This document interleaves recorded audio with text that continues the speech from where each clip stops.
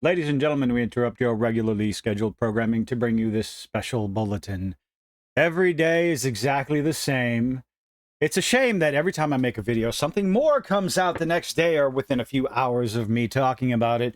And, well, as more and more information comes out about the shareholders meeting over at Ubisoft, well, I guess I'll just make another video because this is really important. And it's not just Ubisoft and Yves, I don't even care, Yves Guillemot, the CEO, talking, because it's a multitude of companies, which is where the Stop Killing Games movement actually came from.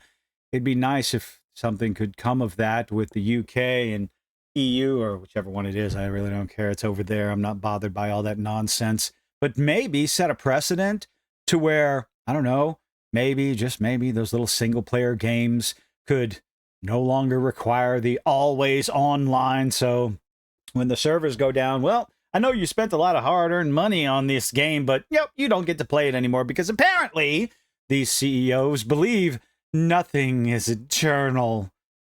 Tell that to the people who still own an Atari 2600 from 44 years ago and still able to play Pac-Man on their TVs. Nothing is eternal. People who own Super Nintendos, Nintendo Entertainment Systems, Sega Genesis, never required an online component. They were just finished, completed games. This whole games as a service nonsense probably needs to go the way of the dodo. Leave that to the smartphones and those gamers over there. Stop Killing Games movement hits a bit closer for Ubisoft. Yeah, especially since they're not going to be able to survive. They just need to succeed at making a single-player game that people want to play first and foremost before they start worrying about games as a service. Ubisoft and some companies, in part because the publisher is facing a lawsuit, hope they lose, for shutting down the servers for The Crew last year. Now, if you don't know, well, they're shutting down the servers. It's an online game. I do believe The Crew has a single-player component that you should still be able to play regardless of whether the servers are there or not. And this is the number one thing that the Stop Killing Games movement is about. Give the people the ability. You don't have to keep the servers up. You don't have to support the game another second once you shut down those online servers. Allow people to host their own servers, something that's been done since the dawn of the internet and multiplayer games. I believe I'm able to do that with the original Ark Survival. I can host an online server all by myself. People can come in and play the game with me on my local server. Correct me in the comments if I'm wrong. But, I mean, hell, at one time I was hosting an Ultima Online shard. That's what they were called at the time. For my friends to come and play because I had moved 3 or 4 hours away from them. And every night at a certain time, I'd load up the game on my own PC with my own, I guess, parameters and spawns and all this other stuff. Just add new stuff in and out of the game. And that was what? How many years ago was Ultima Online? So why can't we keep doing that with all these games as a service? You don't have to change any code. Just allow people to... Anyway, I'm getting off the subject. During a Ubisoft shareholders meeting, he said the quiet things out loud, CEO was asked to address the goals of Stop Killing Games, and he replied that games aren't meant to last forever.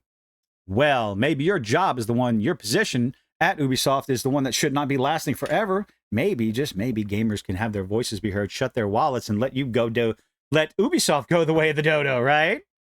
Ubisoft shared the text of the shareholders meeting. Guillemot said, quote, "You provide a service. Well, we're tired of that service. We just want to complete single player game. Nothing is written in stone. Well, it should be. And at some point, the service may be discontinued. Then give players the ability to play it on their own. Stop providing the service, but allow the players to play what they purchased, right? In a single player game. With, I mean, if it has co-op, online co-op, I said it already. Nothing is eternal. Like I said, talk to the people who still buy and play on an Atari 2600, a ColecoVision, an Intellivision, ancient artifacts of gaming history that still work perfectly fine today. But no, nothing is eternal, you twat. We are doing our best to make sure things go well for all players and buyers, and ultimately making sure that there is a built-in obsolescence to the game so that fear of missing out on the next big, beautiful thing will get players to open up their wallets big and wide and send their money over and over to them, right? Obviously, support for all games cannot last forever. Allow me to repeat myself. No one's asking for that. You twat. You absolute bell-end window licker. No one is asking for that. That would be legitimately unreasonable. They want the ability to continue playing the game that they paid for on their own systems with their own servers. World of Warcraft, if you want to get even more recent, there are WildStar servers out there. There are City of Heroes and City of Villains servers out there. Player-run, player-owned, player-supported servers. There's even World of Warcraft servers out there, at least when Blizzard doesn't shut them down. All these online games as a service out there that are able to run successfully without any support of the original developer. How can they do it? And yet we have CEO Yves Guillemot running his mouth saying stupid things like this. You will own nothing and you will like it, right? You don't own your games. But hey, like the quote goes, if we don't, if buying isn't owning, piracy isn't stealing. Where was I? That's an issue that we're working on. No, you're not. You're making sure you can squeeze as much money out of people as humanly possible. I'm not going down that road. Again and again, I will eventually. That's something that the industry at large is working on to minimize impact on players. I don't believe you. Press X it out. But clearly, that's something you need to factor in. The only thing people need to factor in is that they're paying their hard-earned money to buy your game, $70, $80, eventually, unfortunately, premium price tags, and we're getting a subpar experience.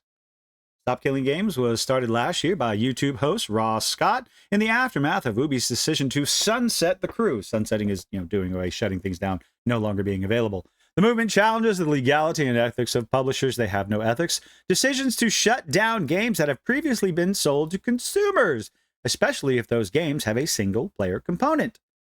There's no reason whatsoever, if a video game has a single-player component, that the servers get shut down. Single-player component should mean that I can pop that disc in and play it anytime I want to. It's another reason why so many people are still advocating for physical copies of the games, of the TV shows, of the movies, so that nonsense like this doesn't happen. Of course, if you try to pop in the original disc for Cyberpunk 2077, you're in for a world of hurt. EU Lobbying Association Video Games Europe recently responded, because they don't want to lose that money, that Stop Killing Games' proposal to keep older games alive, quote, would curtail developer choice. Why? By making these games prohibitively expensive to create. Why? Where's the reason? What's the reason? What's the logic behind that? No one's asking you to change anything. They're asking you to make it available to play on their own. Just like people, again, WildStar, dead game. People still play it today. City of Heroes, dead game. By dead game, I mean the servers are gone.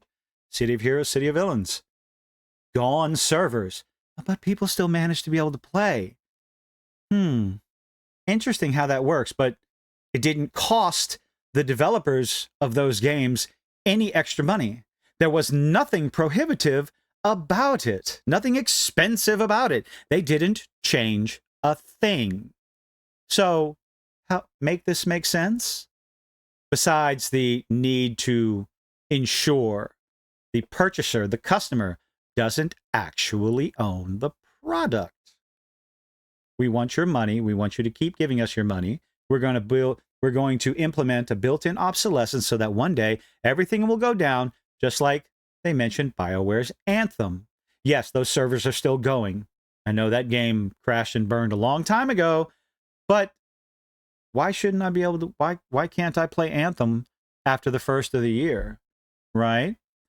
It's a single-player game with optional multiplayer co-op. Sure, I won't be able to play the co-op. Why can't I play the single-player game? but you won't have access to what is it, raids, dungeons, or whatever it is that's in Anthem. It's been so long, I stopped playing it when I noticed how overly, egregiously repetitive it was.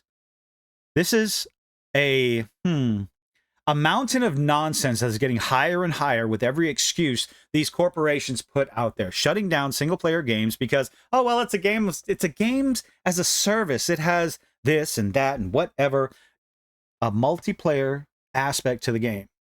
Like if Destiny 2 one day shuts down, or Destiny 1 shuts down sooner rather than later, it has multiplayer aspects, it has dungeons, it has raids, but it definitely has the ability to be played single player.